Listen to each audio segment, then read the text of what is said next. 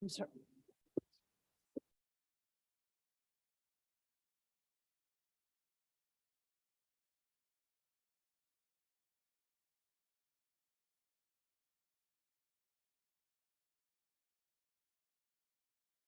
Madam Chair, you are live. Okay, at 5:04, I will call to order the Finance Committee meeting for today, which is March 13th, 2023. And if we could get a roll call, please. Counselor Cassett. Here. Counselor Lindell. Counselor Rivera. Here. Counselor Villarreal. Present. Counselor Romero Worth. I am here. Are You there have changes? a quorum? Great. Are there changes to the agenda? No, Madam Chair, none from staff. Now we're cooking with solar. Okay, if we can get a motion for approval of the agenda. So moved. Second. Motion and a second to approve the agenda. All those in favor, aye. Aye. Anybody opposed? That motion passes. On to approval of the consent agenda. I believe the committee has requested to hear a variety of things, Director Oster. Madam Chair, items N and O. N as in Nancy and O as in Oscar.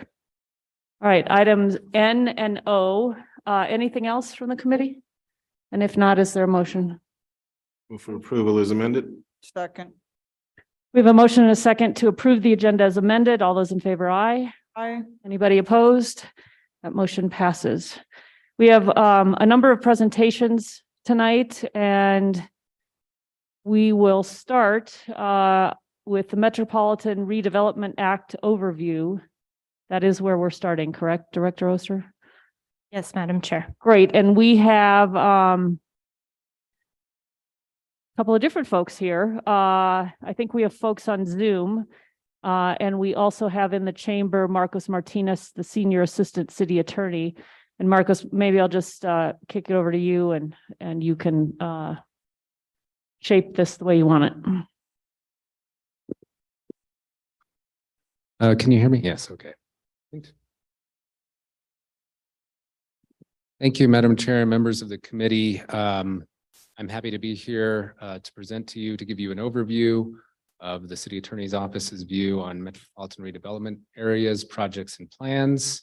And following my presentation, we're fortunate to have a guest speaker from the City of Albuquerque, and they'll be able to share some of their experiences with MRAs as well.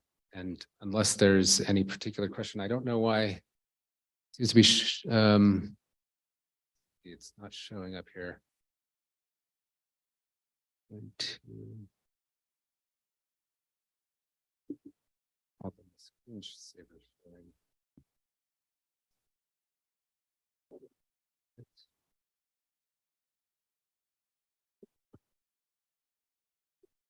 Is there anyone from IT that can assist me in getting my screen to the monitors to reflect my screen?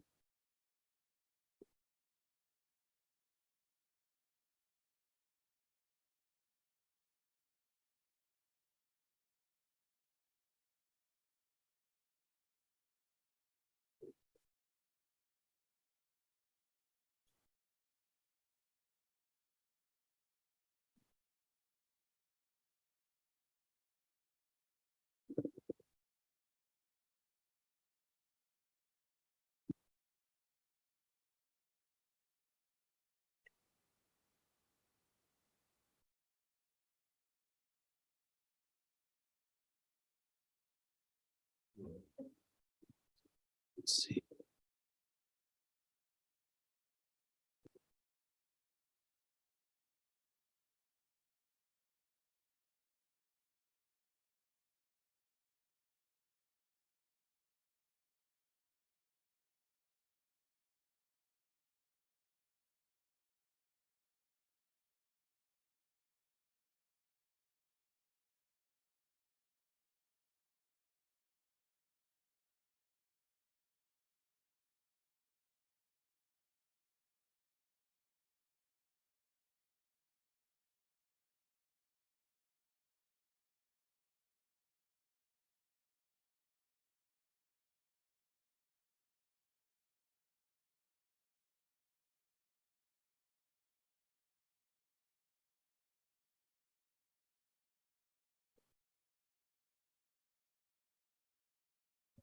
It may be easier for me to run up to my office.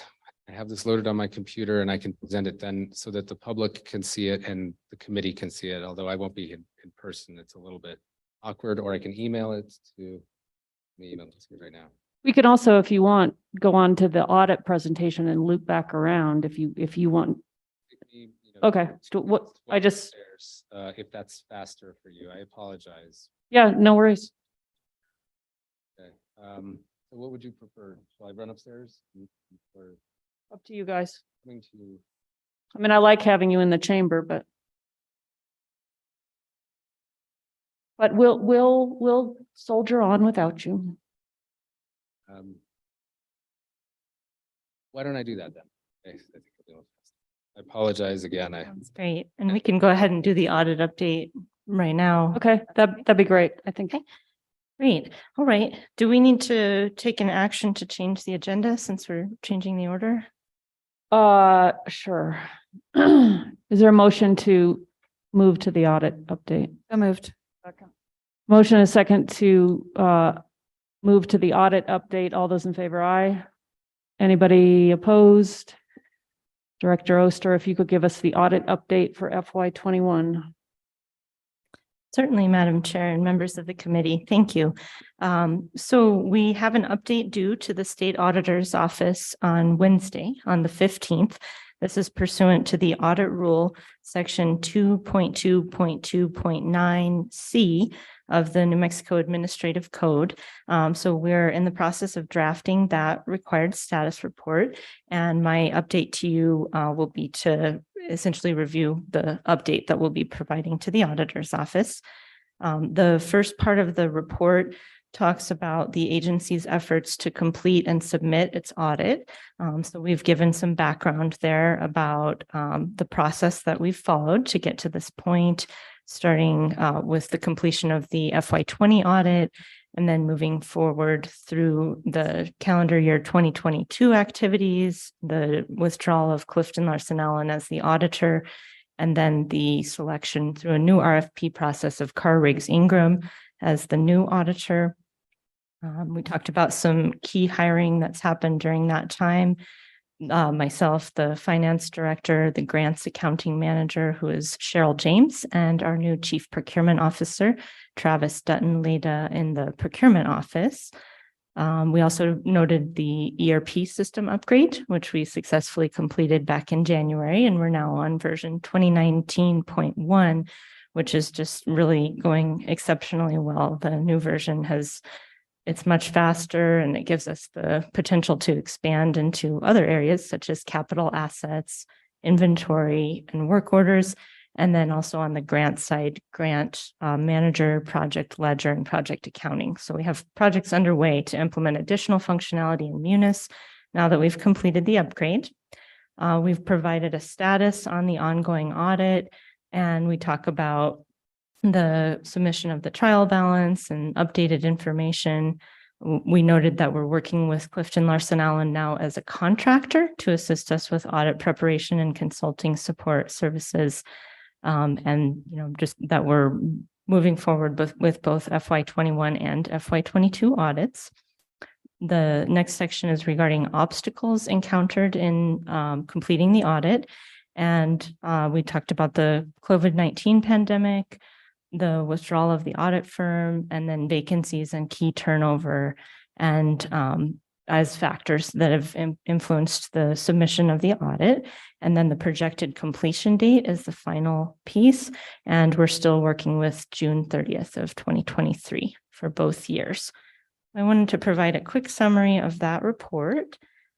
I also wanted to provide an update on where we are with the budget process. I believe we have settled on the schedule of 12 to 4 p.m. for the budget hearings, which will begin on April 11th. And that'll be occurring April 11th, 12th, and 13th, Tuesday, Wednesday, and Thursday. And then the 18th, 19th, and 20th. And then the 25th, 26th, and 27th from 12 to 4 p.m. And that's what I have for this evening regarding the audit update. Great. Are there questions from the committee?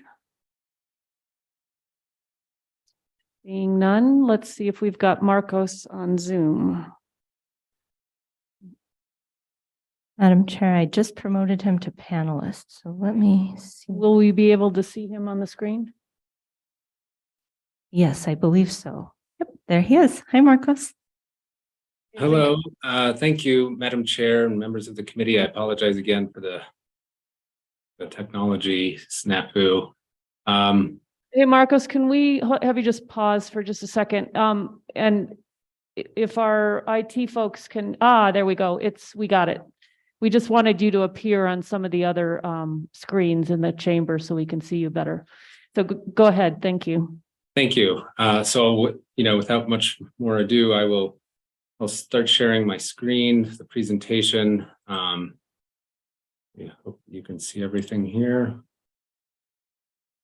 Okay. Are you able to see my screen? Yes. Great.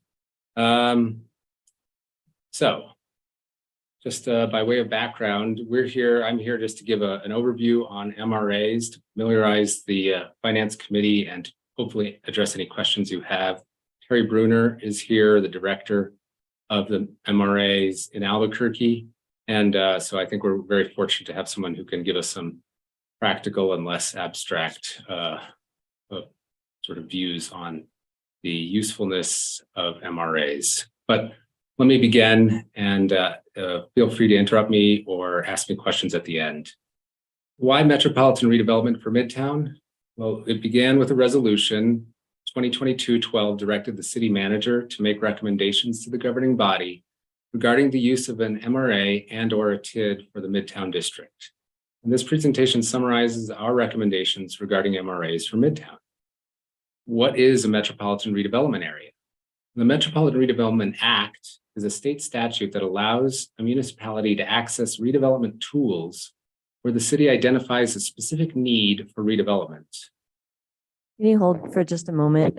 Can you move the view out of the, or minimize it? Minimize it? Let's see. Is that better?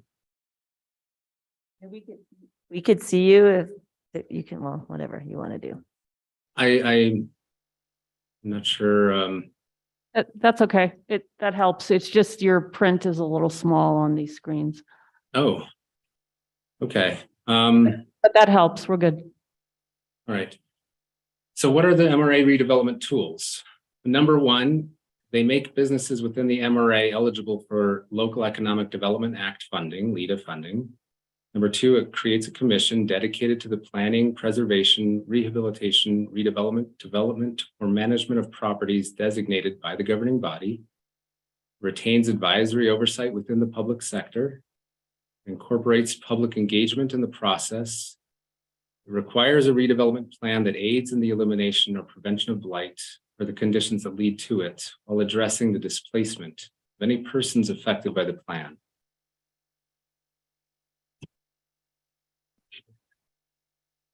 Is Midtown eligible for an MRA? An MRA is designed to improve the economic growth, health, and well-being of a blighted area with one or more of the following characteristics: deteriorated or deteriorating structures, defective or inadequate street layout, faulty lot layout in relation to size, adequacy, accessibility, or usefulness, deterioration of site or other improvements, tax or special assessment delinquency exceeding the fair value of the land, diversity, defective, or unusual conditions of title and ownership, improper subdivision, lack of adequate housing facilities in the area, and out-of-date or impractical planning and platting, which results in low levels of commercial or industrial activity or redevelopment. Midtown and the property surrounding Midtown have a number of these characteristics. State law requirements. So how would we start this? We would need a resolution identifying a need to address a blighted area in the city, and that redevelopment of the area is in the best interest of the public. A public hearing on the resolution is required, so there's a little more process built into this.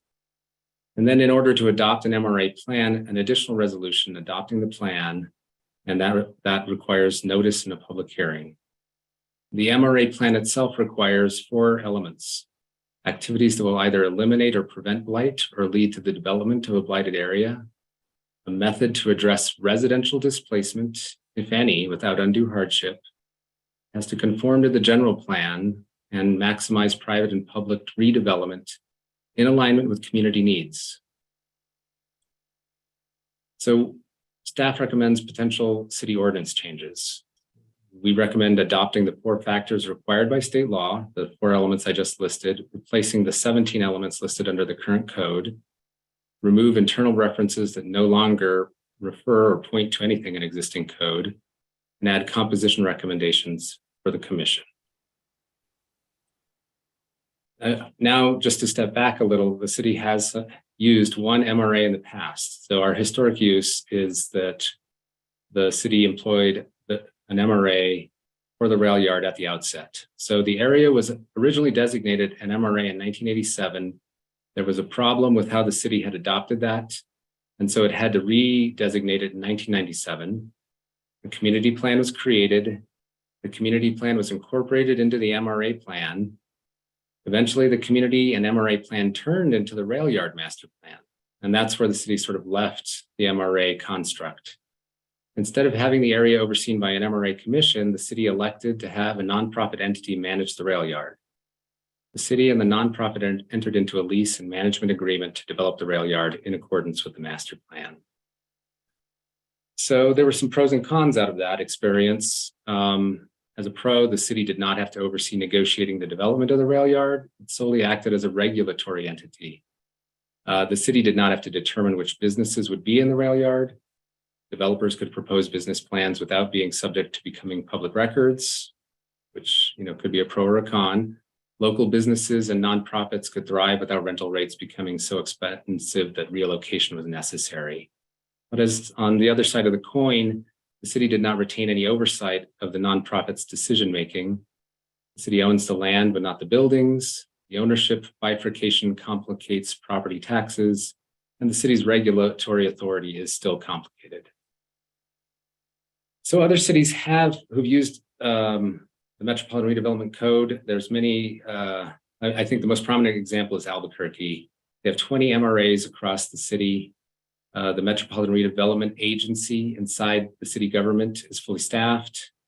One sort of high-profile example is the Sawmill Area MRA has created a dynamic mixed-use area that incorporates affordable housing, museums, hotels, and local businesses. We've took note that Las Cruces has also used one MRA for the downtown area with the intent to revitalize downtown, to create jobs, and be a vibrant center for government, public events, arts and culture, retail, and housing. The purpose was also to enhance the quality of life for the residents and visitors while attracting investment into the area. And then Silver City, a smaller town, has also employed one MRA. In 2012, the town council approved the Silver City Metropolitan Redevelopment Area to, quote, promote historic downtown as a destination with goods, services, and amenities for both visitors and residents, and to, quote, accommodate a mix of residential densities in the downtown historic area, including live work spaces and an upper floor commercial buildings, among other goals. So this is just a map of the metropolitan redevelopment areas with adopted plans in Albuquerque right now. And so again, I said there are 20, there are various areas and shapes, and they're to address specific needs that their commission and their governing body has approved. But I think I find this very interesting, and there's a wealth of information really on Albuquerque's website, their MRA website. So what are the benefits of an MRA? There are potential funding sources. LEDA, as I mentioned earlier, has an expanded application. There might maybe grants, eligibility, anti-displacement funding might also be available, brownfield and environmental funding. There's the opportunity zones, so that's leveraging existing opportunities. It establishes a governance structure under the city control with community involvement built into it. Public participation is built into the process as well. Public hearings are required on the resolutions, again, to designate the area and to adopt the plan. That's unusual for resolutions. Commission meetings are open to the public. It recognizes flexibility in valuing blighted areas. So in addition, the governing body determines all land dispositions, leasing for over a year, and sale. It adopts a redevelopment plan that is consistent with the general plan that number one, aids in the elimination of blight. Number two, addresses the displacement of residents, if any. Number three, maximizes the opportunity for rehabilitation to accomplish public purposes and needs. Some limitations of an MRA are that they add another layer of approval and process through a commission. The commission likely requires staff support. The commission's leasing authority is limited to 1 year or less, and the commission does not have bonding, borrowing, or lending authority. So the proposed designated areas, area one, let me just explain these two colored outlines here. The turquoise color is the opportunity zone. So this is a place that the U.S. Treasury has identified as having some economically depressed activity, and that's why they designated that area. The yellow indicates the Midtown Link overlay, and we think that staff right now recommends some kind of shape, probably most likely consistent with the link overlay. But I put these overlays together just to show that the opportunity zones and the link overlay are basically identifying the same property in the city as needing some kind of economic redevelopment. Another map with the other opportunity zone on top of it. And then the next steps. So if the governing body is interested in proceeding, staff would recommend starting by amending the ordinances 1987, 33, 1997, 11, and 2031 to align the city code to be consistent with the state law, add qualifications to the commissioners appointed to the commission, pass a resolution, and then the next step would be to pass a resolution that makes a finding of necessity, identifies an area to designate a metropolitan redevelopment area for Midtown, so get that area down. And then there would need to be another resolution to adopt ultimately the redevelopment plan. And that is my presentation. I could circulate the PowerPoint to the committee if that would be helpful for you, if it was difficult to read the text or if it was too small. But I'm happy to stand for questions, or we can wait till the end and let Fred Bruner speak.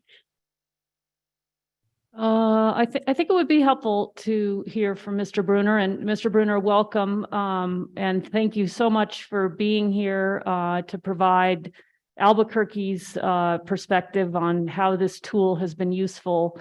I think it's as we look at it in the future as a tool we might utilize. I think it's very helpful to hear how other communities have benefited and what your experience has been. So I think it might be wise if we hear from you and then we can go to questions from the committee on the overall presentation. Well, thank you, Madam Chair. If you could allow me to share my screen, I think I can go through the presentation that way. I think we can arrange that, right? Yes, Madam Chair and Mr. Brunner, give it a try now. Okay.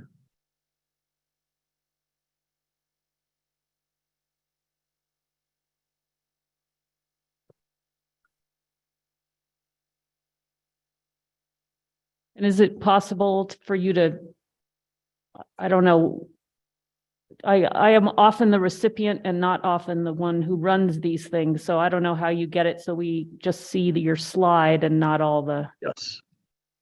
There we go. Can you see it all now? Yep. Okay. Perfect. And our tech people are moving your picture around so it doesn't block the presentation. It's kind of amusing. So anyway, thank you. Okay. Thank you, Madam Chair. Are we ready to go? We are. I'm new at this myself, so bear with me. But happy to talk to you all today about Albuquerque's experience with metropolitan redevelopment areas. I'm going to whip through the first half and not go into too much detail. And on the second half, maybe dive in a little bit further on issues that you all are facing at the moment.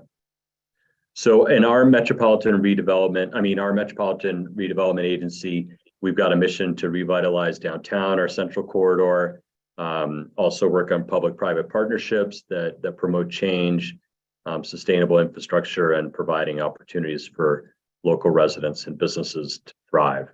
And I forgot to mention that I'm the current director of the Metropolitan Redevelopment Agency here, and I've been here about 9 months. You've already seen this map of our various metropolitan redevelopment areas. We have about 20 or so of them. We've been around for almost 40 years. So all of these areas, which I'm sure you're somewhat familiar with, have their own history as to why they were created and when they were created. If you can see, I think you can kind of see far up north, you might not be able to, but there's a Coronado redevelopment area up towards I-25 to the north that was just dedicated for a film industry project. And then you have others that were dedicated for larger redevelopment efforts along Central and various others that we've had throughout the years. Over the time that we can track, you could see some of the results of our metropolitan redevelopment area efforts. We do a lot with commercial and housing types of projects all across Albuquerque. You may be familiar with Old Albuquerque High, which is one of our big projects, along with some others. Some of the programs that we employ to assist MR areas are impact fee waivers. We also look at various types of building and construction fee waivers along the way. These have been constructed in different manners over time. We've got, we're the ones who authorize our brownfield remediation loans to the federal government. So that's essentially a relending program offered by the EPA that allows us to go in and help remediate properties and incentivize it for developers. It gets rarely used in New Mexico in general, but one of my missions is to try to get more developers interested in using brownfield funds as part of their development projects. We also have a new redevelopment tax abatement, which is a 7-year tax abatement on redevelopment projects. We've just implemented that on a couple projects that incentivizes, again, developers to go in and do redevelopment projects. On the top, you'll see an old convent that's next to St. Mary's Catholic Church in Albuquerque that's being renovated into apartments. And down below is a recent 200-unit apartment across from Alvarado Station down in the downtown area that we just approved through the City Council. We've also got various types of competitive grants and loans that we've been working on. Right now, MR can directly incentivize a development project, and in other words, give a grant to a developer for an affordable housing complex, commercial, retail type of business. And as an example of that, just a few months ago, we put a request for express interest out to anybody who was doing housing downtown.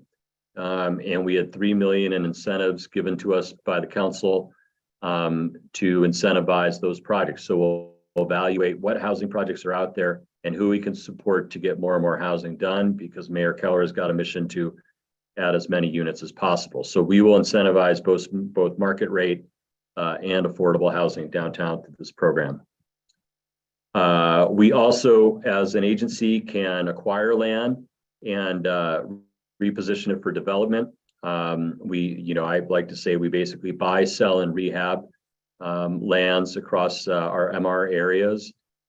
We very often, I would say, you could call it land bank, where we try to acquire strategic properties, or they're given to us from one of our departments to redevelop. So we're trying to look at this in a different way and look at our overall property portfolio and sell that to developers across the regions, across the Southwest region, to try to attract new developers that might be interested in some of our sites. So we are taking a more active view on redeveloping dilapidated properties or vacant properties that we have. Recently, we started a storefront grant program in our downtown area, and we're on round 2, where we make grants for improvements of storefront spaces. Our first round was to attract new businesses downtown. Our second round has been focused on established businesses and larger businesses. And basically, we have tried to help as many as possible with these grants that are coming in post-pandemic to get more and more storefronts opened up in our downtown area. So that's just an example of some of the things we work on for direct incentives.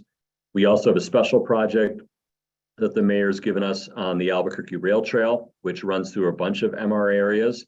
And that is a 8-mile loop around downtown, an innovative pedestrian and bike trail that's going to be designed by world-renowned architect Antoine Predock. And we've accumulated about 40 million in federal, state, and local funds to have that trail along the rail developed. And we hope to break ground later this summer on that. So I want to talk a little bit about our MR structure and how we've been doing it for a while.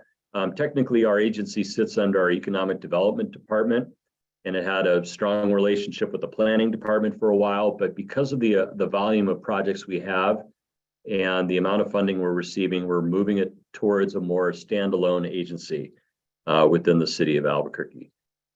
We have 5 staff, and that's pretty much been the size of the staff for a few years. Myself and the manager are both appointed by the mayor. Our 2 planners that we have that assist us are appointed by the mayor as well. And then we have a public information officer who also does our financial work, just to give you a sample of what that looks like. But with our growth, and we'll talk a little bit more about some of the potential growth down the road, we're considering hiring a property acquisition and development manager to manage all the properties we have. You know, it's quite a challenge when you have vacant lots across the city to keep them looking nice and keep folks off the property and things like that, but also dealing with folks that might want to redevelop the property or consider buying it, or those type of things require a property manager, also possibly an attorney, and as well as some other positions. I will say that the one thing that I like about MRA that I think is interesting as far as city work is it really is a very unique, nimble, dynamic agency that works cross-agency to get things done. We work with the planning department, we work with our municipal development department, we work with solid waste, we work kind of with everybody trying to get projects moving and going around the city. So it's fun interdepartmental work that we do, and it's very dynamic because we're in a sense one of the city agencies that's out making business deals and trying to make things happen in vacant lots and properties across the area. We have a Albuquerque Development Commission, which serves as our Metropolitan Redevelopment Commission. There are 5 members on that commission that serve 2-year terms, and they are appointed by the mayor. They're not appointed by district or by council district or anything like that. The council does approve the appointments. And our Albuquerque Development Commission handles business that comes from both the Metropolitan Redevelopment Agency, but also our Economic Development Department. And they are advisory to our city council. So they will evaluate the MRA plans and the MRA districts that we want to declare. They're kind of the first level of evaluation. They will also sign off and recommend tax abatements, grants, development agreements that we enter. They also, on the economic development side, will approve industrial revenue bonds and LEDA grants. And typically it's the administration, the mayor's administration, that generates all that work. But we have recently seen more work come directly from the council, which also happens. So last year, the council asked us to study and begin the approval process on a metropolitan redevelopment area that they were very passionate about.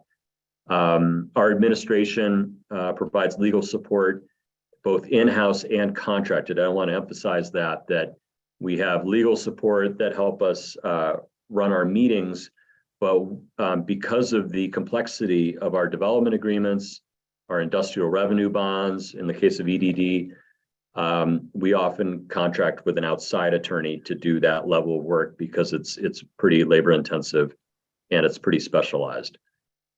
We don't require any real strict background on our Albuquerque Development Commission appointees, but I would say traditionally we have looked towards folks that have a background in development. They might be planners or business people. They've got some construction or business knowledge. They've worked in a field so that they can understand the implications of a tax abatement or construction timelines, development, financial support. We really try to find folks that have that level of knowledge of the field. I want to take a moment to talk about our super MRA legislation that we've been working on in Santa Fe. The city of Santa Fe and Rich Brown have been gracious enough to lend their support to it. But we are very close to final passage on SB 251, which is a tax increment financing method for MRA areas. And I don't think I'm speaking out of turn when I say that this is really a game changer for New Mexico community development. And right now in an MRA, if at the city of Albuquerque, for instance, we can create a tax increment finance district based on our property tax.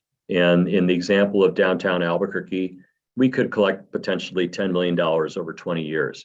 The legislation that's proposed allows us to collect municipal, county, and state gross receipts with their approval. So in the downtown Albuquerque example, I mentioned before, we might accumulate $10 million to reinvest in downtown Albuquerque. Under this new alignment of gross receipts taxes, we could collect upwards of $300 million over 20 years. And if you could imagine having more than $10 million to invest in a place like downtown Albuquerque as a municipality, it really is a tremendous game changer. And it's a game changer for, Main Street and Truth or Consequences, or Las Cruces or Silver City, or even in areas in Santa Fe, that to allow you to have a pool of money that's sustainable over a period of time is fantastic. I mean, right now we live off of bond funding, GO bond funding, and general funds that are given to us by the city council. But that's not a sustainable long-term revenue source. So if this bill does pass and we create some tax increment districts, our agency will likely look a lot different, with a lot more staff and a lot more things that we're trying to accomplish. This bill also eliminates a requirement that's been in the law since the 70s, where if we do give an MRA grant to somebody, let's say a small business owner trying to do a storefront renovation, we have to give the grant to the contractor on that renovation rather than the property owner, which is a really awkward way of doing it. So that's going to be a fix in this bill. And I want to say too, tax increment financing is the vehicle that's used that you see in other states, like in Denver or Salt Lake or Phoenix. You go to a district in their downtown area and it's all been rehabbed. That's usually because they've done a tax increment finance district.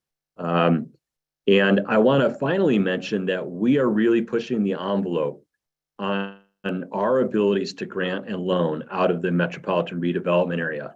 We can, with general funds that are not state funds, we can do direct deals, you might put it, with developers, where the city of Albuquerque gives a direct incentive to that developer and avoids the anti-donation clause. So if we were to increase revenues coming into our agency, we can do a lot of work that avoids that anti-donation clause that seems to be such a sticking point in development around the state.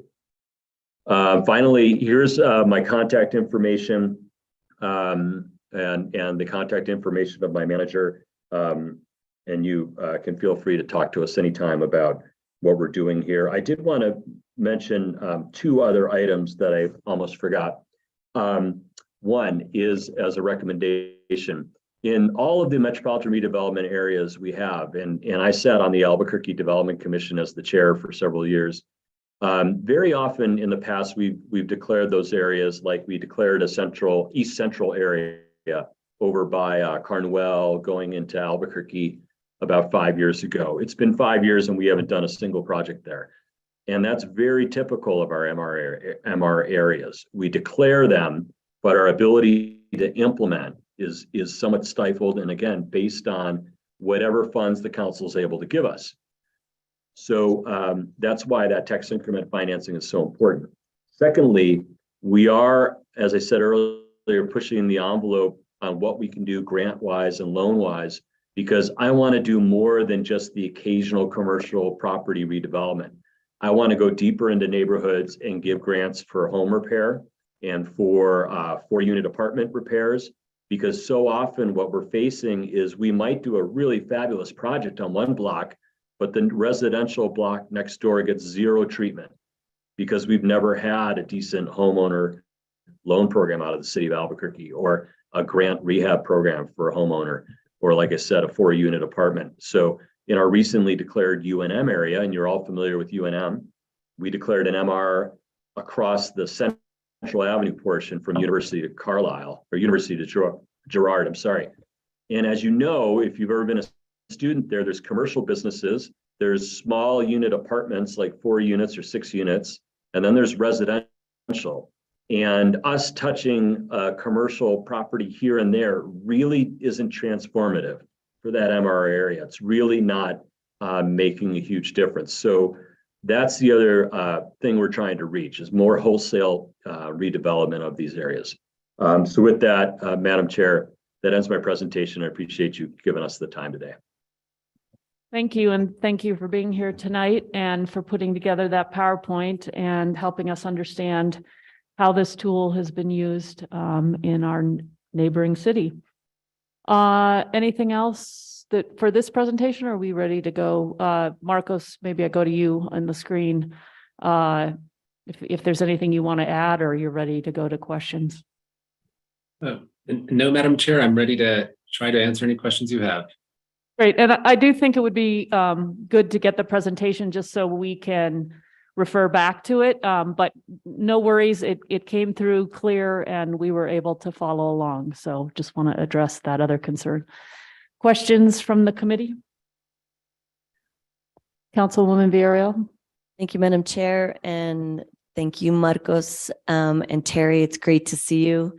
I didn't realize that you were working now with the city of Albuquerque running the MRA, so congratulations on that. I think that's a great fit for you. I actually had, well, the information I'm still kind of absorbing, so I think it would be helpful to send us the presentation, both presentations, so that we can kind of look at that a little bit deeper, and maybe we'll have more questions, or at least I will have more specific questions. I guess for me, I was curious about staff in terms of, for us, looking at an MRA, well, specifically for Midtown, I'm curious about the time frame for next steps. You did have a slide for next steps, and I wasn't sure what you all were thinking. And Yeah, what are the next steps in terms of like this year, next year, et cetera? Thank you, Councilor Villarreal. So I think the next steps, in my view, were to first address our ordinance, which is a little dated right now, and try to bring it in alignment with the elements I identified under state law that are necessary for a plan. That work, the city attorney's office has already started that work, but we wanted to, before doing an introduction, to amend the ordinance. We wanted to have sort of a refresher on MRAs in general to help the governing body so that it can make recommendations and give direction to staff. So that's basically in place and ready to be introduced in probably closer to the end of the month or in April, I would say. And so that would be a first step before we would have a resolution making a finding of necessity and designating the area. So it's going to be the time for an ordinance. And then while that ordinance is sort of winding its way through the committee process, it would be possible to concurrently introduce a resolution sort of designating the area and making the necessary findings. So that is sort of a springtime schedule is what I would say for the ordinance and resolution. The Metropolitan Redevelopment Plan, I think, would take more work to do. And so I'm not sure what the timeline on that would be, because it hasn't been done. We would want to make it consistent with all the other master planning work we've done for the Midtown area. So that would be a little bit farther out, perhaps fall. Okay, thank you for that. I think the other question for now is actually for Terry. I was curious how you all intersect with the historic neighborhoods in Albuquerque, which are primarily in the downtown area, and how you're able to, how the commission, I guess you call it a commission, works with community neighborhood groups. Yes, Madam Chair, Council Villarreal. It depends a bit on the neighborhood and how active they are. If you might all know that several years ago, we passed an integrated development ordinance that in a sense wiped out some of the neighborhood designations on zoning and historic overlays and things like that. So the environment's changing a little bit and fluctuating somewhat, but we do provide notice on most of our actions so the neighborhood knows. But there is a bit of a distinction between how the planning department works with those neighborhoods and how we work with them. Since we're typically only on the commercial side, it changes the dynamic somewhat. But we have an issue coming up at our commission meeting on Thursday where we'll have in a historic neighborhood that's somewhat opposed to, or there are some people in opposition to a commercial development. And so they'll make their feelings known to the commission, and usually the commission takes that in consideration when they recommend something in a historic neighborhood to the city council. Thank you. And just curious about your commission membership. You listed different backgrounds, and there wasn't really anything listed as like community development or advocacy. So I'm just curious if that was something that you've gotten pushback from. Well, Madam Chair, Councilor, I think the issue tends to be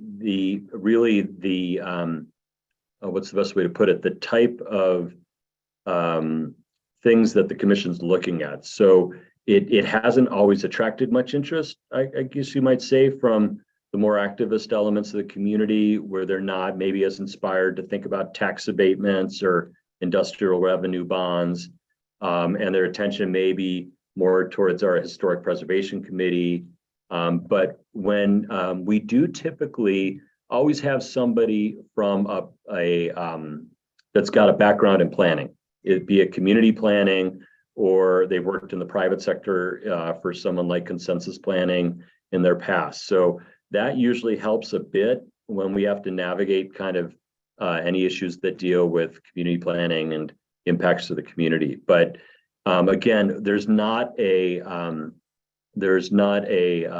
criteria for the commissioners, so it's up to that mayor to decide who they want. And I'll just say traditionally it's tend to lean towards the private sector a bit.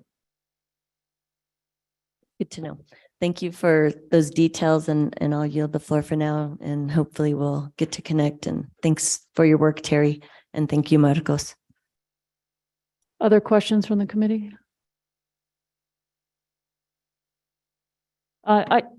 Since we have Mr. Bruner here, you cited in your PowerPoint a couple of smaller cities, smaller than Albuquerque, smaller than Santa Fe, that have used this tool. And I guess I just would like you to comment specifically about the appropriateness of this tool for, say, our size city. And, I think Marcos kind of outlined some of the benefits. Looks like we could open ourselves up to having more revenue streams, more investment, and that would certainly, I think, be welcomed, so that it's not just the city kind of on the line. And if you could maybe just comment on, you're a big city, a lot of people, we're not Albuquerque, we're not as big as you, we can't do as much as you can.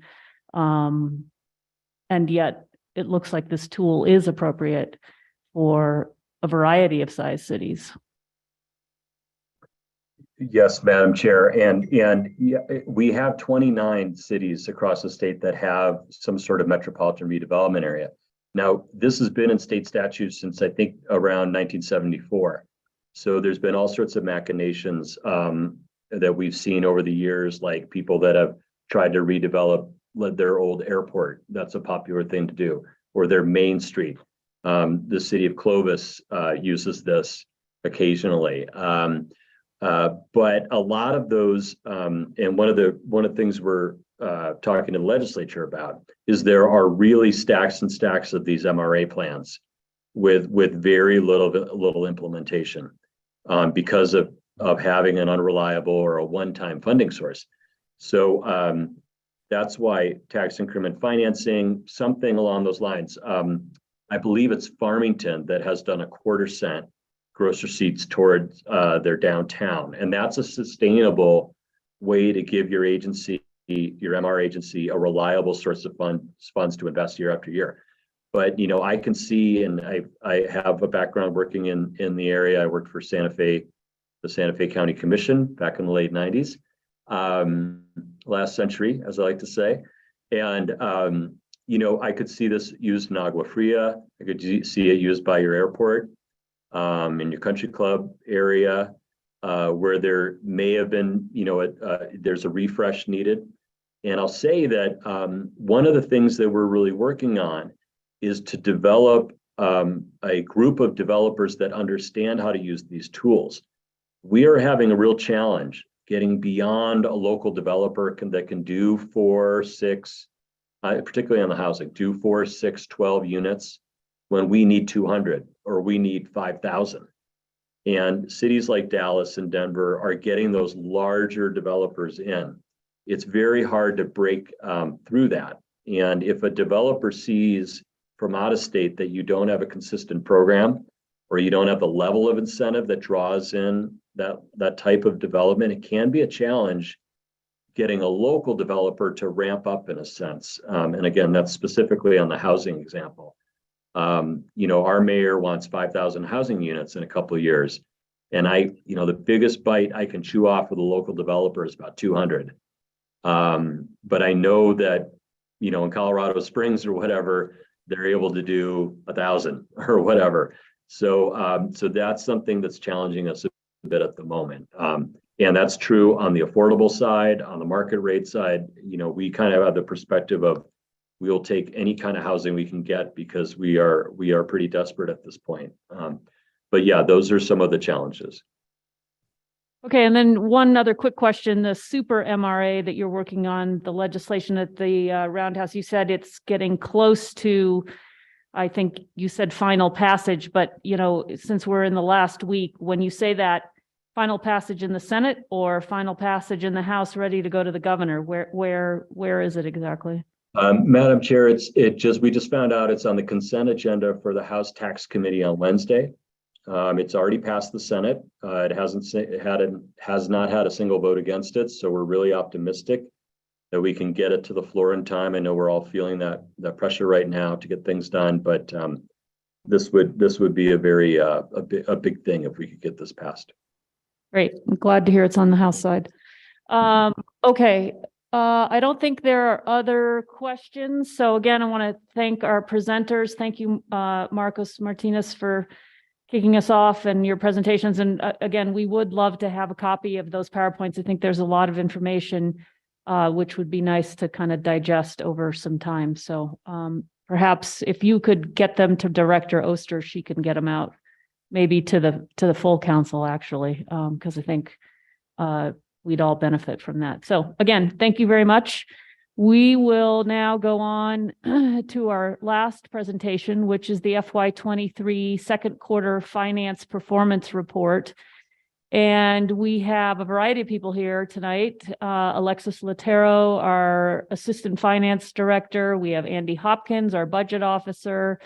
We have Dr. Riley White, Associate Professor at UNM and a private consultant as well, who has been helping the city and this committee understand kind of the economic environment we're operating in. And I think this is just helpful to kind of see like where we are in our finances and our financial outlook especially as we start to roll into our budget conversations next month. So I really appreciate the work on this from the team and Alexis. And yes, I will I'll first go to Director Oster, and then you guys sort yourselves out from there. Thank you. Thank you, Madam Chair. I just wanted to introduce one other member of the finance team. Clarence Romero is our Treasury Officer, and he's with us. Oh, great. Well, and Welcome. Thank you. I almost can't see you past the screen. Hear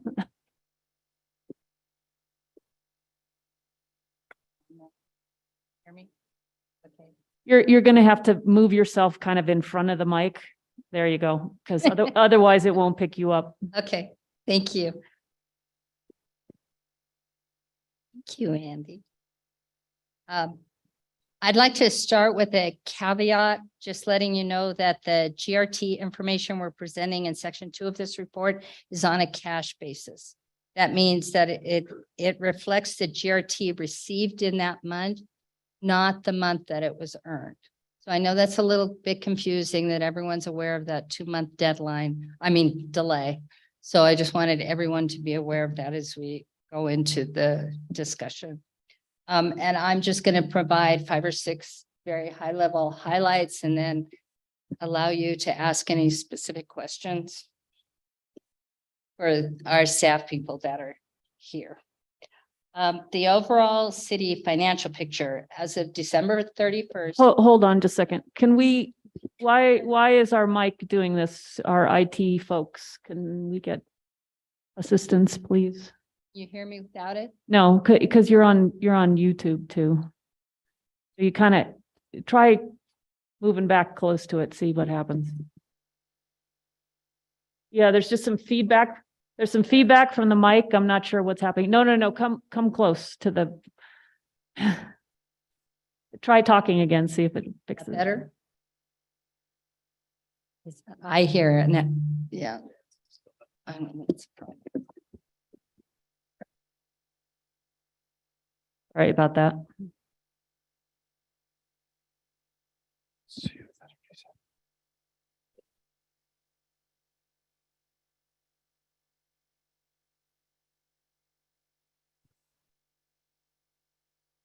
Better? You just make sure you're talking right into it, because I mean, while we can hear you in the chamber, you can't be heard on YouTube unless you're speaking into a mic. Okay, does this work at this point? Okay. The overall city financial picture as of December 31st, 2022, and that's contained in table 1, is slightly more optimistic than expected when the FY23 budget was adopted in April of 2022.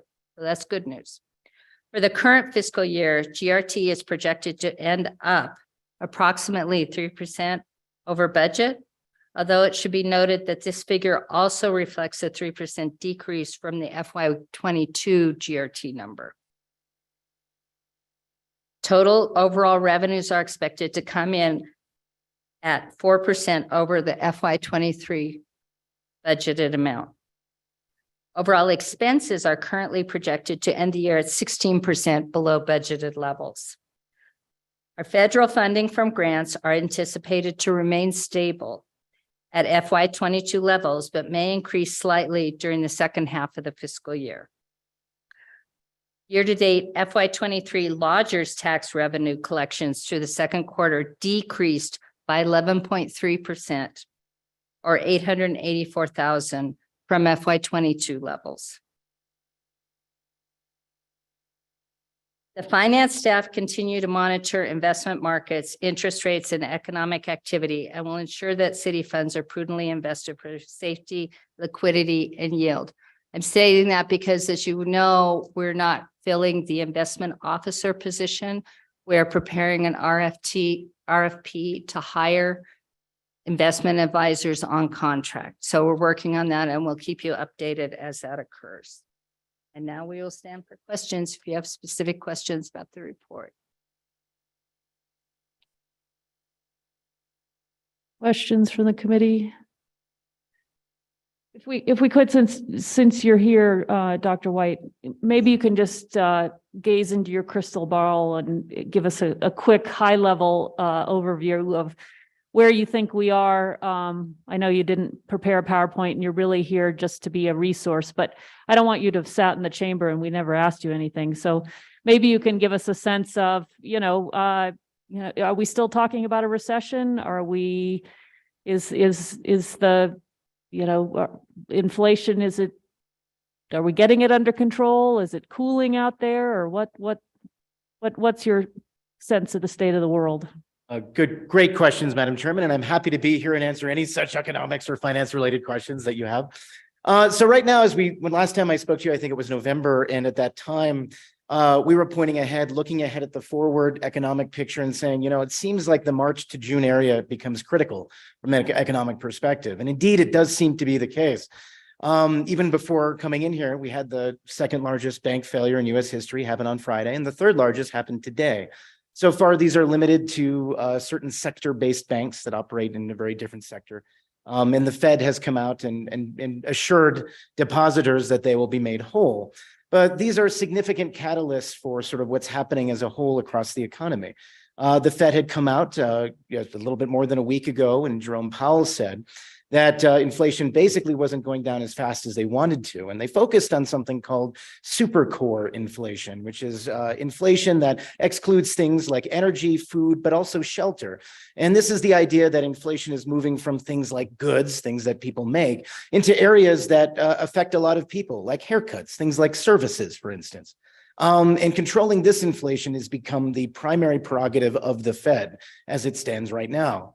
Now, there's a lot of mixed news with that. So the Fed has committed to potentially raising rates further. Now, the old adage and wisdom is when the Fed raises rates, they raise rates until something breaks. It's unclear if the bank failures we've seen in the last 2 days, one, if they're going to be contained, and two, if this is sufficient enough cause for the Federal Reserve to stop raising rates. But what we're seeing right now across the board is the jobs picture remains good. We added about 311,000 jobs at the last jobs report. That's a very good jobs report by most standards. But we saw losses in trade and transportation as well as information. It's become trickier. About 2/3 of our GDP across the country comes from consumer expenses. So a lot of the story of how the economy is going to do this year is going to boil down to how strong or resilient the consumer will be. Right now, there is some signs of warning. Automotive default rates on automotive loans are at all-time highs. Hardship withdrawals from 401ks are at highs. Despite the fact that people are employed, wage growth has fell behind inflation, and as a consequence, many people are feeling that in their bottom lines, in their pocketbooks.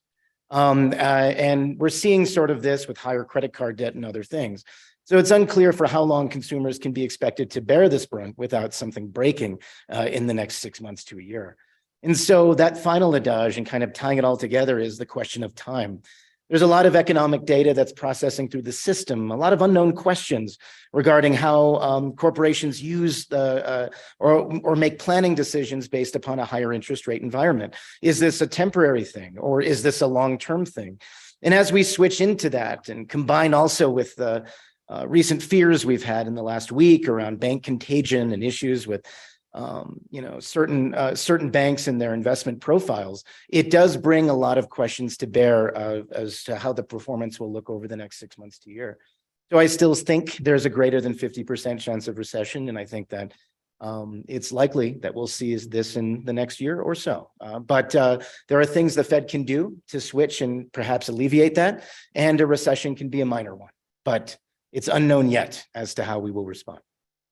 And do you think in 2008, we lagged behind the rest of the country in feeling that downturn? Do you think, is that just because of the nature of our economy that we often don't feel those things as they're happening, but feel them later? Will we feel this one when everyone else does? That's a very good question. So I love that reference, Madam Chairwoman, because when we go back and look at how New Mexico as a whole responds to different inflationary or recessionary environments, we do respond in a more muted way to recessions. We have fewer large companies, fewer mass hirings, fewer mass firings. We don't have a lot of publicly traded firms. We don't have one of the fewest in the country, in fact. And as a consequence, we also have a higher percentage of workers who work in government roles, not merely for things like local governments, but also, you know, the federal infrastructure involving the labs and military bases, et cetera, et cetera. And as a consequence, that creates a very different labor force dynamic for us. So while in some cases we are able to avoid some of the cyclicality of it, we feel recessions and it takes us a longer time to recover from them, other states, but we don't get as bad. We don't surge into double-digit employment that we see in other places or other states that are reliant on some certain industries or have a lot of mass firings. But it takes us much longer to hire those jobs back once that happens. Right now, we just had our jobs report released today from the New Mexico Department of Workforce Solutions. Our unemployment rate across the state is about 3.5%. This is the good times for us. Overall, most sectors are showing significant growth in employment levels over the last year. But, you know, these things, you know, this is always that situation. I was in banking before the financial crisis and things were quite sunny in early 2007 and 2000 in that period as well. And so in thinking back, I remember that even when times are good, you know, never to be overly complacent about what is coming down the line. But that's a very good question. I don't often hear that, so thanks. You mentioned twice about something breaking. What do you mean by that? So the Fed raises rates so when the Fed raises rates, they have control over one real rate, which is the discount rate, which is overnight lending to large banks. But this has a ripple effect across the system. It affects other things. And when they raise rate, that increases the costs of in doing business. They raises the cost of investment. That raises the cost of marshaling capital. And so what happens is the good news is when they raise rates is companies are less keen to do all those things. And as a consequence, it has the effect of making our money supply smaller. It can control inflation. The downside is though, is when they raise rates too quickly or without certain aspects or focusing on the economy, they can put us in a situation that makes it much more likely we have a recession. And when we look at this, the Fed is looking and responding logically with very smart people to a lot of economic data that is not fully cooked. It isn't fully there. And it's not their fault. It's just our limitations in our ability to collect and see how money flows through systems. So when the Fed makes a decision on whether or not to raise a rate, they're looking at some core numbers. Oh, inflation is still rising. That means and the jobs market is still strong. So therefore, we can push a little bit higher on rates because we really want to control inflation. When there is negative economic consequences, bad unemployment numbers, a crisis in the financial system, that signals to the Fed to stop raising rates. And the Fed then will push back. They'll keep rates the same, or they'll potentially lower rates if the economic consequences are more dire. Now, the Fed has a bad track record in general. They have a very good playbook with regards to getting us out of a recession in a very post-Keynesian sense, if you're into economic nerdity. But in the first part of it, though, the question where they have not had a good track record is raising rates to control inflation and then not doing it in such a way that forces us into a recession. And that is the big question is it hasn't happened before. We have an inverted yield curve. Last week, the yield curve became the most inverted it's ever been since 1981. And that means that the yield curve is sloped downward like this instead of sloped upward. And that means that it's predicted 8 of the last 8 recessions with imminency. So it's not always right for the right reasons, but it's always been right so far. So that's something to consider. Interesting. Takes me back to my student days. Questions from the committee about the report or questions for Dr. White? Yes, Councilwoman Cassett. Thank you, Madam Chair. I have a quick follow-up on the conversation around how New Mexico responds differently, but I'm curious about Santa Fe's response as opposed to the rest of the state, given our dependence on tourism, which really means that we are really impacted about what's going on around the country. And do you have any information on that? Yes, you're right. And Councilwoman Cassett, that's a fantastic question too. If you go back to 2020, what made it so dire here in Santa Fe was, of course, our reliance on the leisure and hospitality market. I say reliance, but also it is for all the good things that brings us in terms of money, GRT revenue, and all of those other things, as well as, of course, lodgers tax and et cetera. But in Santa Fe in specific, when we look at the question of does the city perform, and I'm going back to, I was able to get fortunately, a slew of historical GRT data dating back to the last recessions. And I was actually quite surprised to note that one aspect, which is consistent with where we'd expect to be, a lot of our tourism centered is in the middle class, upper class, luxury tourism sector, which is a little bit more resilient in some ways to downturns in the economy than other sectors. This does not mean complacency, but it does put us in a position that is ultimately normally not expected to do poorly. It takes a COVID level event like we had in 2020, something that forced the closure of travel itself to bring really the economic consequences to bear for the city of Santa Fe. And in the next recession, it is expected to have a tangible effect on things like GRT revenue and tangible effect on things like lodgers tax, but it won't be in any way a devastating effect given what we've seen historically in the way that Santa Fe's performed. Wonderful. Thank you. I appreciate that. Of course. And then I think my next question is for our staff, maybe Alexis or Emily, I'm not sure. I am a little curious about our projected expenditures being down 16% than we had, or actuals being 16% lower than we had thought. And I'm curious as to our reasons there. Are these more, we did a good job finding ways to save money? There were projects that we weren't able to move forward. I'm sure that I have some guesses, but I'd like to hear what you all are seeing. Madam Chair, Councilwoman Cassett, yeah, that's in a nutshell, that's pretty much accurate. We have particularly in the area of capital spending with ongoing supply chain problems, a lot of that has been really slowed down. For example, there's a large amount you might recall that we put in the budget for police vehicles and other vehicles of that nature. Those right now are looking at, I believe it's a 2-year to 2.5 year delivery schedule. So because, you know, chips are difficult to come by, other things are difficult to come by. That also impacts the ability of contractors to be able to fulfill their contracted services and repairs and maintenance, which are also often actual contracted services. So that can cause a slowdown and a ripple effect throughout the entire budget. So we normally see a little bit of lag in that, but it's the situation has become much more so in that direction because of the supply chain issues and in other areas. You're seeing it in all sectors, from construction to services to, you know, just about everything.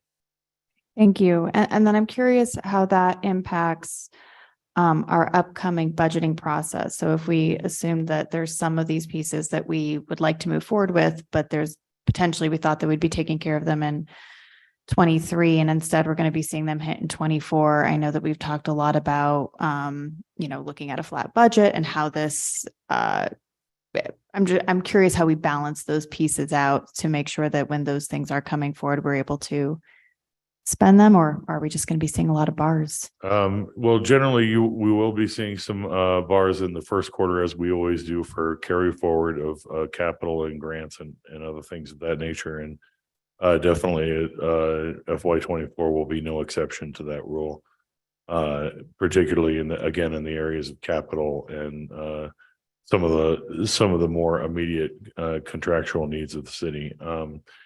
We are as you said, we are working on a flat budget right now.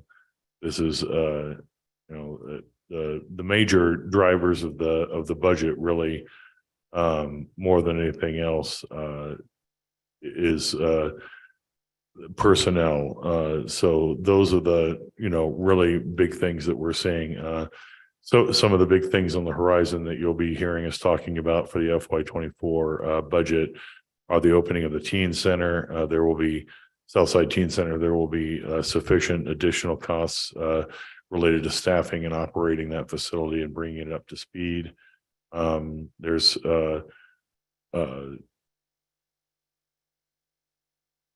what else? But there are you know, there are some definite initiatives coming up in the 24 budget, but yes, it is, another issue is we're, right now anticipating some increases to, benefits costs, health insurance, our, risk management, self-insured costs.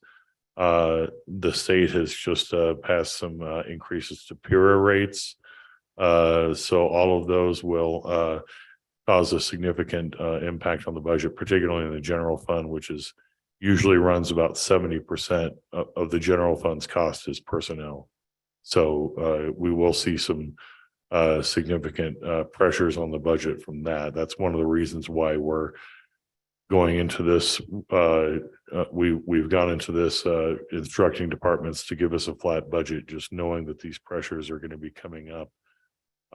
We're still working out some of the details of the budget, so those are just some of the high level issues that we're dealing with right now. We'll discuss more of those, of course, as we get into the hearings in April. Wonderful. Thank you so much. I appreciate it. Any other questions? On page 7 of your report, can you talk a little bit about the miscellaneous revenue line? What gets captured there, and why is the variance stand out? Did you want to?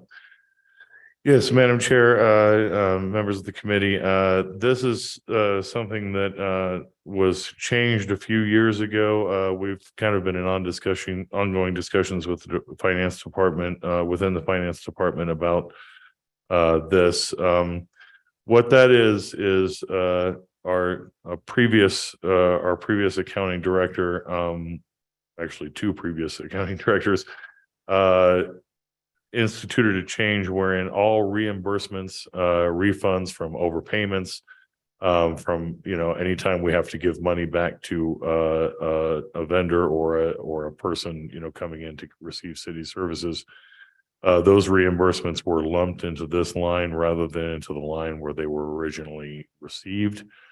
I've kind of been advocating for changing that back, but I'm not an accountant, so there's definitely some complex issues to work out here before that decision is made. But that is why you tend to see a large lump sum negative in there.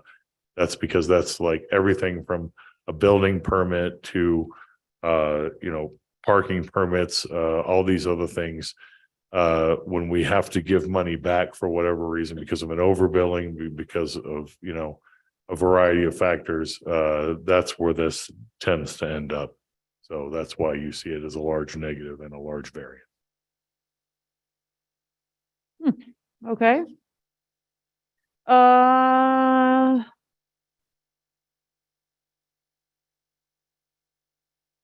Yeah, because generally our expenditures look low and our revenues seem higher than anticipated, which I think is what you said at the beginning, right? So, and that little sheet kind of bears that out. So. Correct. All right. Any other questions from the committee? I really want to thank everybody for putting this together. I think this is very helpful. I look forward to seeing more of this as we get our feet under us. Because I think this is very, very important stuff. And so I really want to thank you all for putting it together and getting it out to us. It's what I want to see. So thank you. And thank you, Dr. White, for being here and giving us the benefit of your crystal ball. Yeah, appreciate that. Oh, Councilor Lindell. I just have one quick question, which is for Dr. White. And so what's the effect on a municipality if the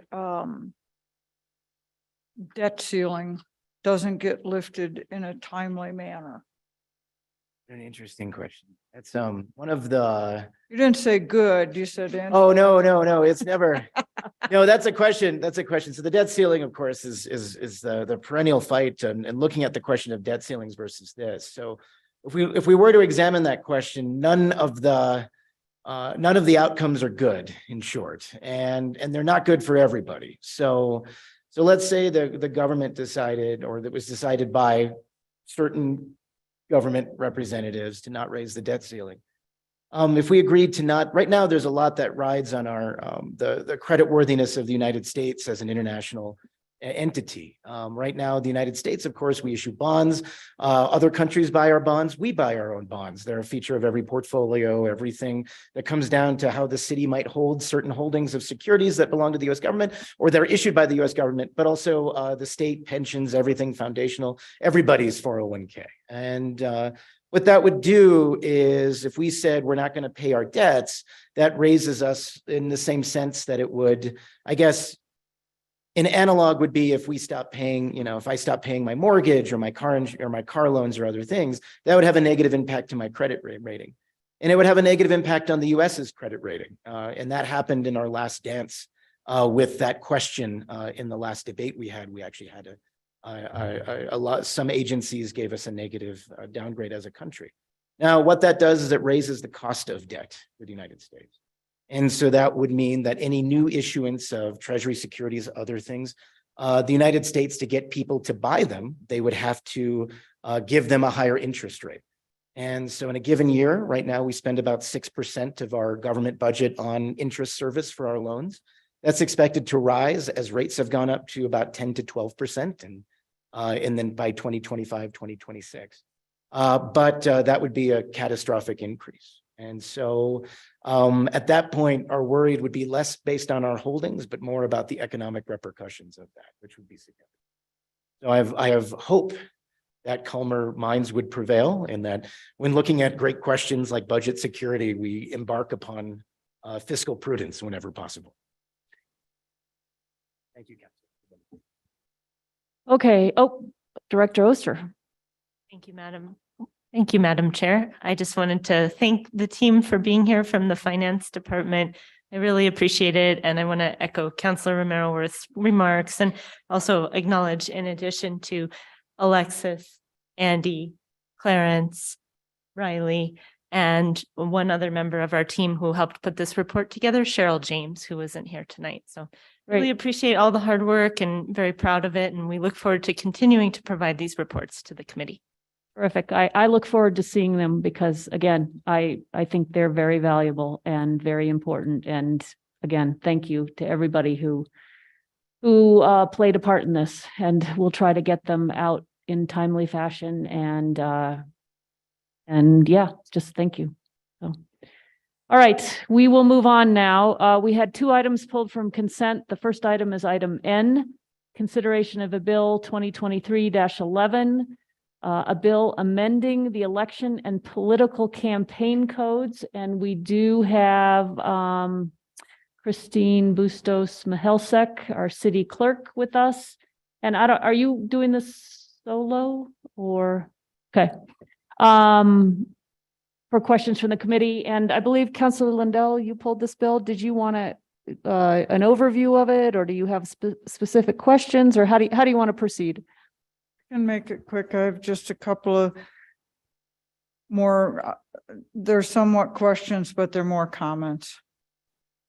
Can I go ahead? Yeah, go ahead. Sorry. Thank you. I thought I'd given you the floor. I just have a couple of comments on this, and I spoke earlier this afternoon with City Clerk Mahelsik that a couple of things that I noticed. One thing was not having any phone numbers on signs anymore. I don't think that that's the greatest idea. I think that it's good to have phone numbers on signs. The second thing that really, and I know that this is part one and two, or maybe part 1, 2, and 3. I don't know. But I think we're missing when, like with financial reports, they're due on a specific day. Campaigns know that, candidates know that. And when they bring in reports that are improper, that are incomplete, that don't conform to the format that they're required to, I think that it's unfair to the city clerk. I think it's unfair to the other candidates when they come in and that happens. What's the consequence of it? Absolutely nothing. There is no consequence to that whatsoever. We have nowhere in this that there's any consequence to not having your finance reports proper and timely. And I don't think that's right. Why, I mean, if you're a candidate and you have the wherewithal to do this job, it would seem to me that you could get your campaign finance reports in and they would be proper. But certainly I know that in the last campaigns, that was a problem for people. And I think if we want to do this properly, there has to be some kind of consequence for not following the rules and what we ask people to do. So really, those are my comments on this. Thank you, Counselor. Christine, since this is the first time that this bill has been in front of a council committee, I know it was heard by the ECRB last week. Could you just talk a little bit about kind of the philosophy of this bill and the direction you're kind of how you're approaching changes that need to be made to the election codes and how that trajectory will unfold, if you can do that with a trajectory? I might have been like mixing up things. No worries. Chair Romero Worth, I'd be happy to give a brief overview. I think living through last election, there were several items that we looked at addressing. The goal is to have multiple rounds of amendments, I think, and updates to the election code. And so this is really that first round. There's a variety of things in public campaign financing that we would like to address.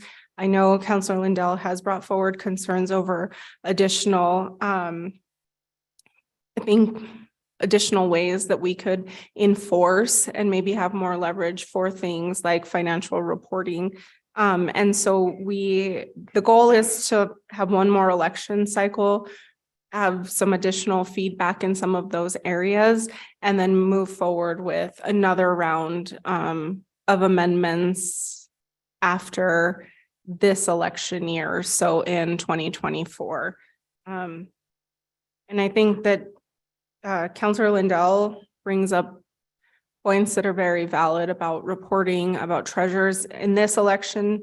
I'm hopeful that we'll be able to do a few pre-meetings with election treasurers to help walk through the forms and answer any questions in advance. And then hopefully that'll help a little bit, but I'm happy to add to my notes. Senior City Attorney, Marcos Martinez. We have a running file, if you will, at this point of things that we anticipate in the next round of amendments that we'll address. But I think in this particular set, we wanted to do was focus a bit on making our code a little bit easier to read, addressing some of the concerns that were raised about usability and confusion. We're trying to further align ourselves with the Local Election Act now that we are participants in the Local Election Act. And those were some of the definitions. That was kind of eliminating two definition sections, making a single election section. And then again, just trying to incorporate, I think, a bit more technology into our election. that was some of the online electronic payment signatures, electronic signatures, those types of movements. So I will continue to say that this is probably our first step, and I hope that our next step is a larger step forward. But I think that in perspective of what we're looking at doing in general with the election code and this chapter, that this is really our first attempt, and I anticipate many more changes to come forward based on surveys after the election, based on feedback. We weren't able to do that last year. I plan on doing that this year from the candidates and their campaigns, and then also just have some general engagement from our constituents about the election and what they would like to see in the election code. Yeah, and so just to be clear, the Local Election Act is state law. And just to refresh maybe the public's memory, if anybody is watching, and we opted in to the state's system, I guess is the best way to phrase that. And the last election was the first time we operated an election under having adopted and put ourselves into the state election law, correct? Madam Chair, just one clarification. It was the second election. Second election. Okay. Second election. It was the first election with myself and our new county clerk. Okay. And I think we're again still just trying to further that connection between the two. Right. And there was quite a shift in your responsibility and what the responsibility of the county clerk does with regard to the city's elections as a result of opting in to the state's process. Correct. Yeah. And so what I hear you saying and what I understand is that, you know, this is the first round of changes. It is meant to bring us into line with state law because we have opted into that system. And we are looking to gain a little bit more experience with the election law and make sure that we have a good sense of how it works and doesn't work before we go into the kind of another round of changes. So this was sort of the first step to align our definitions more clearly with the state definitions. And then with a little bit more experience, we'll be coming forward with more substantive changes. Correct. Okay. And one last question, then I'll go to Councilor Rivera. Can you speak a little bit to phone numbers on signs? We have gotten a little bit of feedback already about that. Why wouldn't we do that? Or why are we suggesting that change under this bill? Absolutely, Madam Chair. I think, again, as we're reviewing different practices, having a phone number on the signs could be beneficial. We also thought that it could be more beneficial to have constituents that were having concerns with signs in places they shouldn't be to just call the city clerk's office directly, so that, again, I can start to collect data on that. I'm unaware of phone calls when they're not coming into the city clerk's office. And then also that way we can have code enforcement go out and review and issue a citation or provide some education directly to the campaign. So if I have a campaign that has signs in places that they shouldn't be, I'm able to coordinate directly with that campaign because I know and I'm receiving those complaints, versus if there's a phone number on the sign. Additionally, because the phone numbers are usually small or printed in the back, someone would either have to get out of their vehicle or be walking by, but then they would be contacting the campaign directly. So the clerk's office in the city wouldn't actually have any awareness of those violations. So that was just one of the thoughts behind having the phone number removed, was that then constituents would contact us directly about the illegal signs and we could coordinate directly with the campaign. Versus being unaware of maybe any discretions between where a sign was placed or wasn't placed. And again, some of the feedback from the last election cycle was that the phone numbers were small and sometimes on the back of signs, or missing in general. And they weren't printed on some of the signs. And so I think in some cases there were like those mailers that people went and just put a phone number and like slapped it to the back of the sign. And so it was really an attempt to just kind of coordinate that effort into something that we could review and see if it's tangible in the future to actually, again, host additional trainings or put any additional thoughts into our signage. So and that would require really your office also putting out information about where you call and making sure the public knows what to do if they see signs where they shouldn't be. So that'll mean more on your end in terms of letting the public know what they should do. Okay. Councilor Rivera. Thank you, Madam Chair, and thank you, Ms. Mihalcik, for doing this work. I know there was some discussion a couple years ago about taking electronic signatures and the $5 contributions if you decide to be a publicly financed candidate. Can you tell me how that would work under these changes?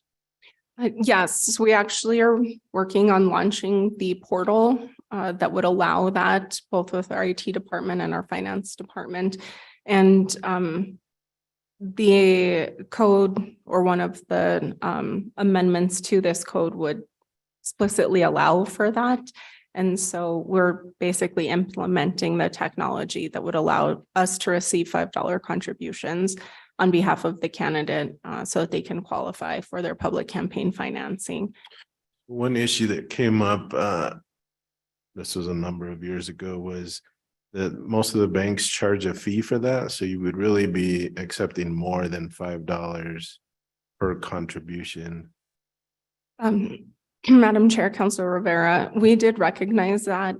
However, we're using our same financial institution. And so the city of Santa Fe already, through our agreement with Wells Fargo, covers those transaction fees for utility billing, for cashiers, for a variety of other items. And this falls under that same category for the transaction fee so that we could still just collect the $5 contributions.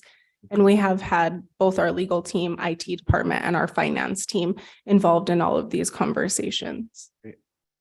And then it looks like you're moving deputy campaign treasurer out of the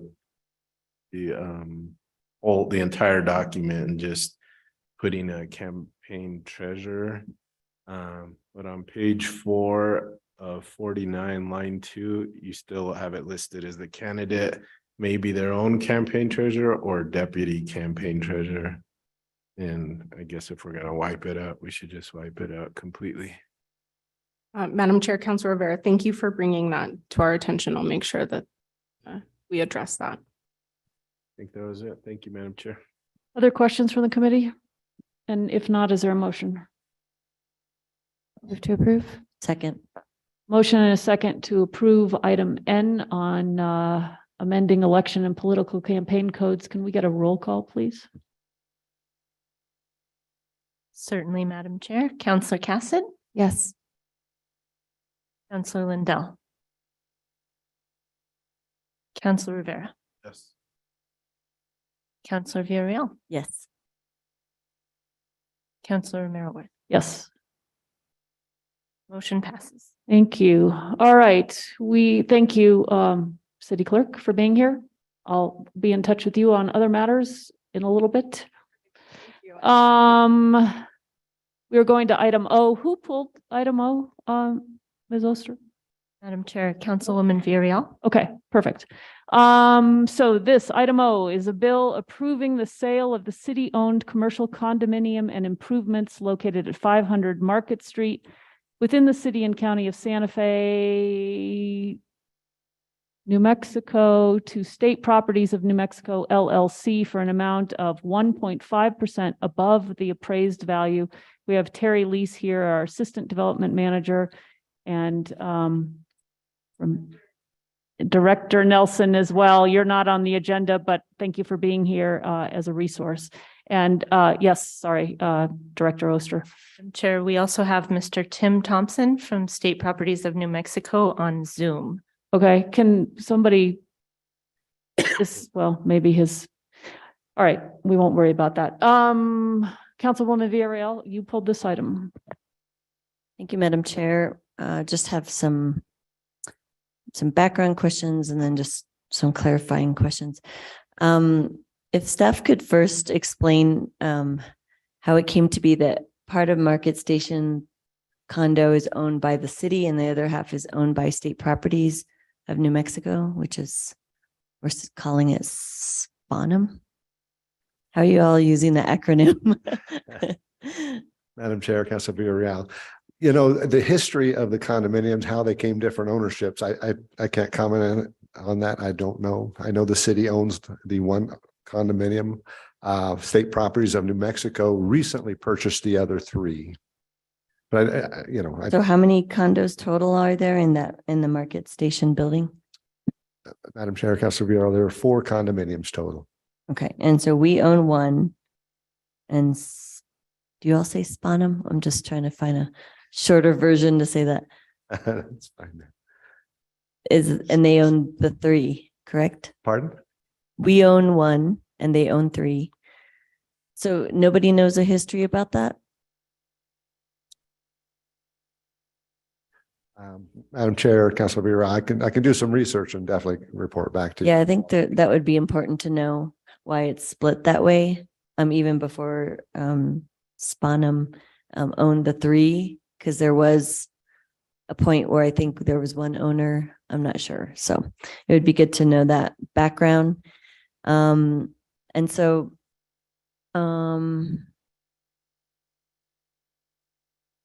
so why did staff decide selling the condo portion we own is a better option than what we currently plan to do, which is lease the property so Pacifica could expand? Madam Chair, Councilor Villarreal, thank you. Yes. As you know, the city just last week approved the lease of a portion of 11,000 plus or minus square feet to Pacifica for their expansion.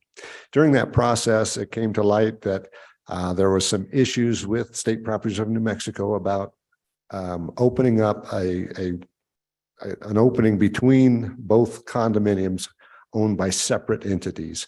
And perhaps Mr. Thompson can address that question more specifically. But also, I understand that there's been discussions among some directors and you know, even some on the governing body about eventually selling the condominium. And as a solution to the expansion for Pacifica, you know, this offer came to the city.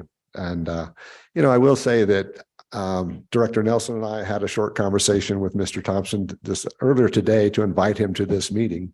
And, you know, it's my understanding that one primary motivation for Mr. Thompson, he can address this more specifically, is to accommodate Pacifica as a current tenant and also to accommodate the expansion.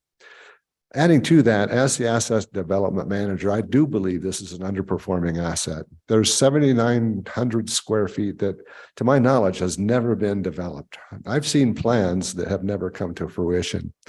And adding to that, as in any condominium, every condominium owner is responsible for their proportionate share of common area maintenance. And historically, the city has paid about $80,000 a year for our proportionate share. And the city has absolutely no say or control over those expenditures, how those are done. And in this case, how they're divided, how we divide CAM, it's based on your square footage, right? yeah. So Madam Chair, Councilor Bureau, there's absolutely no control over the expenditures, what expenditures are made or how much. How it's divided is laid out in the condominium declaration, their proportionate shares, and how the board decides on, you know, on the expenditures, but that's laid out in the declarations. And one more, you know, point I will add to it is, in this case, the offer is to pay 1.5% over the appraised value. So actually in a premium over the appraised value. And you said for CAM, the 80,000, we have no say? Say that again? Madam Chair, Councilor Bureau, that's correct. So the city's responsibility for maintenance is in the inside walls of our condominium. The condominium, the exterior, all the HVAC, roof, everything is controlled by the directors of the association. And those directors are made up of, really who sits on a direct, if I recall from reading the declarations, it's been quite a while. There's a vote and of who sets on the board of directors for the association. And those votes are allocated by by each condominium. So State Properties owns 3 and the city owns 1. So we really don't, not on the board, making those decisions. Okay. So when you get a chance, can you send us who sits on the directors on the association? I've never actually seen that list. That would be good to know. And then when we pay 80,000 for CAM, who does that go to? That goes to the association. So they've made expenditures throughout the year, and those expenditures are then billed to all the condominium owners. In this case, State Properties of Mexico would pay 3 parts, and the city would pay our share. When I said no control, it's over. There's no control on how the expenditures are made, what's made, and how much. We are just contractually obligated to pay our share, our proportionate share. Thank you.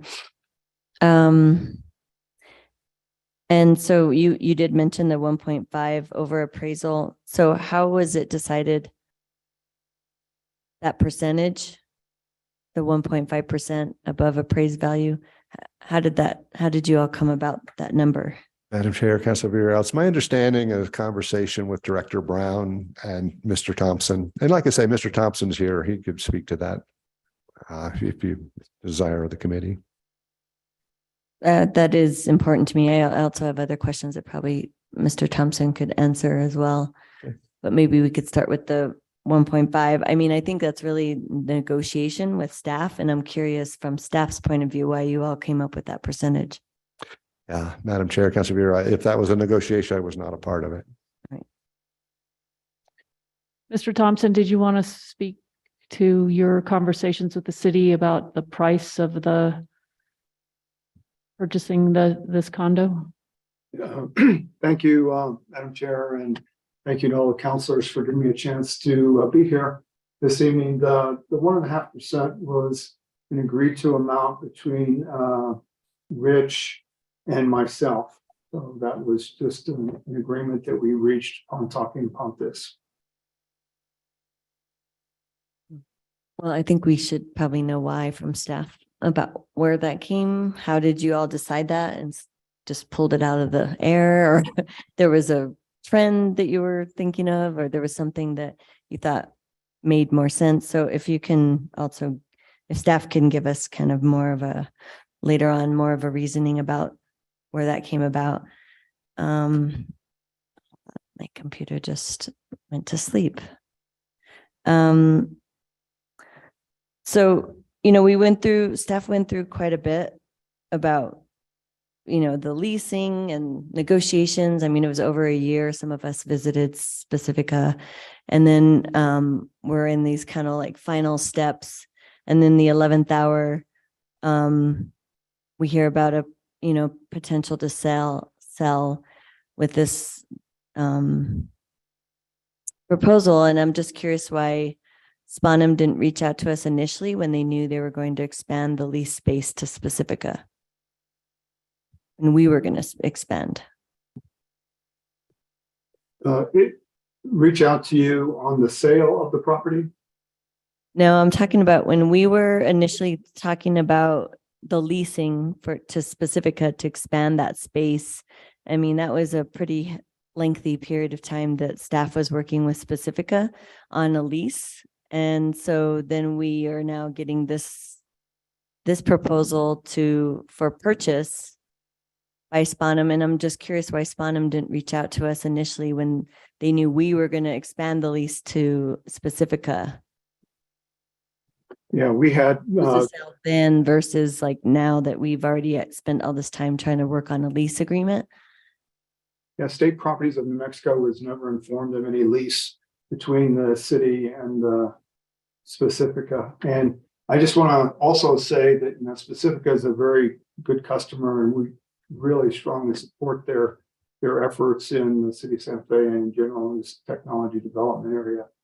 But we found out about it by reading the newspaper. However, Specifica's your tenant. They did not approach us. Madam Chair. They're not your tenant? They Specifica. are our tenant. Yes, we have a lease with them. But they did not approach us about your space. They approached you. Madam Chair, Councilor Rivera, I will add to that, you know, I didn't feel like it's the city's responsibility to insert ourselves between Specifica and their current lessor in this situation. Okay. So I guess I'm curious about staff. You said a little bit about selling versus having a lease. Can you talk more about why staff prefers selling the condo portion in a private sale versus, do you all call it open sale? I can't remember the other option. Private sale versus open sale? Is that what you call it? Madam Chair, Councilor Vero, I think it's just a competitive through a public sale, a competitive process. And so with the competitive, let me just kind of the approval part of this, the back end of it, going through the ordinance process is exactly the same with a public and a private sale. What's different is upfront. So if this was going to go through a public sale, we would draft a request for proposals. And there are unknowns about that. It depends how this request for proposals is drafted. Las Estrellas, for example, we were going to put in the proposal appraised value or more. At least bids could have to be at the appraised value or more. If we did the same thing here, we don't know if we would get any bidders on this condominium. On the other side of that, if we did not set a minimum, we may end up getting less in the appraised value through a competitive process. Here, there's been an offer of the appraised value plus 1.5% premium. So either, and then once it's, in this case, we have a private sale in this bill. If it was a competitive process, it would go through the entire RFP process, a committee, they would select a buyer, and then it would begin the same process of the ordinance process through committees and the governing body. Okay, thank you for that. And then the other question I had is about right now we don't have any control of raising rents in the condo. Madam Chair, I'm sorry. Well, I'm just curious, like, we own a portion, right? But we are using it ourselves, all of it, right? We're not a landlord to anybody else, correct? Madam Chair, Councilor Vero, that's correct. 7,900 square feet of it is totally undeveloped, vacant, and we occupy the rest. Got it. And actually, there's, just to make things a little more confusing, there's REI has one small little area on the second floor there for storage or something. It's, yeah. Okay. And then I think like any place, if we didn't have control over that portion of the condo and we sell it, essentially, no one would really have any control over rent increases for the current tenants. Is that correct? Madam Chair, Councilor Vero, that's correct. It's up to the lessors and of the ownership of the condominiums. All right, thank you. That the questions I have where I need additional information would be helpful to have more information, hopefully at the next committee review. I yield the floor. Thank you. Councilor Cassett. Thank you so much, Madam Chair. Just to follow up a little bit on this process and Councilman Villarreal's conversation around the rent. Obviously, we've really invested a lot in Specifica and really want to make sure that that is successful. We have established a lease with Specifica that I believe is a 5-year term with options to renew for 20 years. I imagine renewal terms are set out in that lease. Would those lease agreements be protected in the scenario where we do approve this sale? Madam Chair, Councilor Cassett, yes, if that was a fully executed lease, then the lessor, the successor owner of the condominium would be bound by the same terms. So does that mean that for 5 years or for 20 years, that rent is pretty much, they understand what that's going to look like?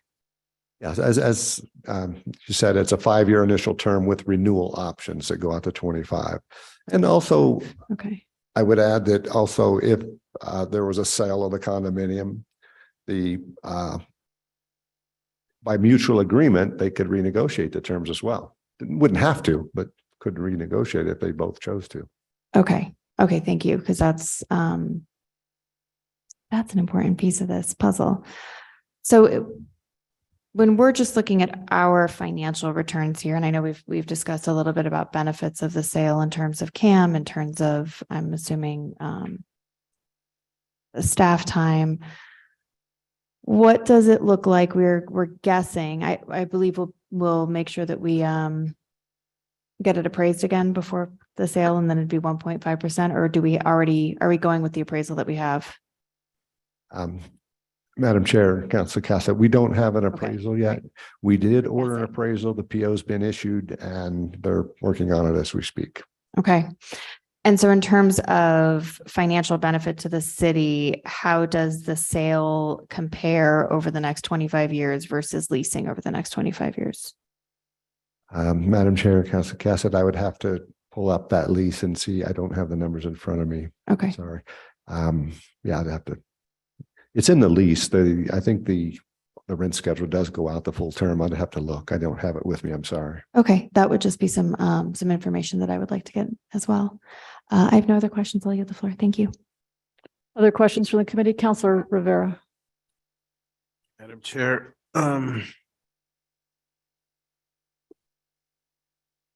so our lease to Pacifica right now allows them to move in, and Mr. Thompson, there was some discussion about connecting the 2 suites, and I think the city would be open to that. Would you be open to that as well? You're muted, sorry. No, we have been advised by our attorney that that's not an option. Are you able to explain why? I really don't have the legal insight to, but it's got some